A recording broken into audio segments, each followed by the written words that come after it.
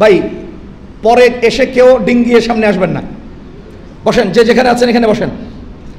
আপনার চেয়ে বেশি পরিমাণে গুরুত্বপূর্ণ মনে করে আপনার পরে আগে আসা মুসল্লিগণ আগে মসজিদে আসছে। আপনি এত গুরুত্বপূর্ণ লোক হলে আগেই আসতেন। আপনি পরে এসে কাউকে ডিঙ্গিয়ে সামনে আসবেন না, না। আপনার আগে যারা আসছে তারা আপনার চেয়ে গুরুত্বপূর্ণ এবং মসজিদকে তারা গুরুত্ব দিয়ে এসেছেন। সুতরাং কেউ আমার এই মসজিদে কেউ কখনোই কাউকে ডিঙ্গিয়ে সামনে আসবেন না। যে আগে আসবে সে আগে বসবে।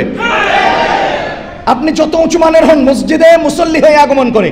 বাংলাদেশের প্রধানমন্ত্রী ডক্টর ইউনূস যদি মসজিদে প্রবেশ করেন, কি হয়ে প্রবেশ করেন? ডক্টর ইউনূস হয়ে প্রবেশ করেন না মুসল্লি হয়ে প্রবেশ করেন? এই এলাকার বাদাম ব্যাপারী মসজিদে মুসল্লি হয়ে প্রবেশ করেন, এই এলাকার রিকশাওয়ালা মসজিদে মুসল্লি হয়ে প্রবেশ করেন, এই এলাকার এমপি মসজিদে মুসল্লি হয়ে প্রবেশ করেন। মুসল্লি সবাই সমান। এখানে কোনো নেতার, কোনো নেত্রীর, এখানে কোনো ক্ষমতাবানের ক্ষমতার দাম নাই। যে আগে আসবেন সে আগে বসবেন, পরে এসে কেউ কারো উপর দিয়ে ডিঙ্গিয়ে সামনে আসবেন না। বলেন না, আসবো না। আল্লাহ বুঝদান করুন। তো ভাই পরিবেশ নষ্ট করব না। এটা মসজিদ, এটা আপনার রাজনৈতিক ক্ষেত্র না, রাজনৈতিক ময়দান না যে আমি পরে আইছি শহর, নেতা আইছে শহর। নো, এগুলো এখানে চলে না। মসজিদ কার? অধিকার সবার। অধিকার বলেন, মসজিদ অধিকার।